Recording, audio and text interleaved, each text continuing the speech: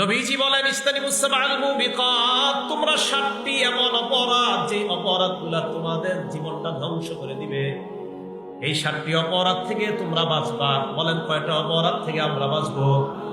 এই 7টা অপরাধ আমাদের দুনিয়া নষ্ট করবে, আখিরাত নষ্ট করবে। নবীজি বললেন এমন 7টি অপরাধ যে অপরাধগুলা ধ্বংস করে দেয়, তোমার দুনিয়া ধ্বংস করবে, আখিরাত ধ্বংস করবে। বলেন তো সবাই এই জাতীয় অপরাধ কয়টা? 1 নাম্বার শিরক বিল্লাহ, আল্লাহর সাথে শিরিক করা। 2 নাম্বার সিহরু, জাদু করা। কি করা? জাদু।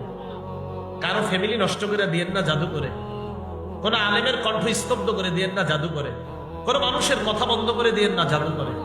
জাদুর মাধ্যমে একটা মেয়ের বিবাহ আপনি বন্ধ করে দিয়েন না। জাদু করবেন তো আপনার দুনিয়া ধ্বংস, আখিরাত ধ্বংস। 3 নাম্বার ওয়াকাতুন নাফসিল্লাতী হারামাল্লাহু ইল্লা বিল হক, অন্যায় ভাবে কাউকে হত্যা করা।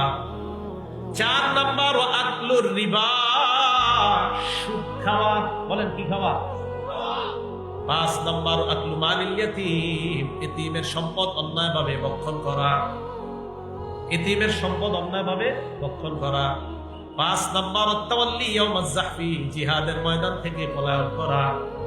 7 নাম্বার ওয়াকাসফুল মুহসানাতিল মুমিনাতিল গাফিলাত, সতী সাদী কোন নারীর উপর মিথ্যা অপবাদ দেওয়া। এই 7টা অপরাধ করবেন, আপনাকে ধ্বংস করে দিবে এই অপরাধগুলা। বলেন কয়টা অপরাধ? 7টা। 1 আল্লাহর সাথে শিরিক করা। 2 নাম্বার জাদু করা।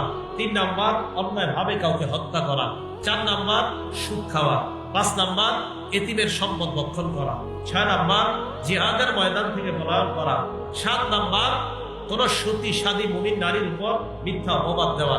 রাসূল সাল্লাল্লাহু আলাইহি সাল্লাম সহিহ বুখারীর 766 নাম্বার হাদিসের মধ্যে নবীজি বলেন এই 7টা অপরাধ ধ্বংসকারী অপরাধ, এই অপরাধগুলো ধ্বংস করে দেয়।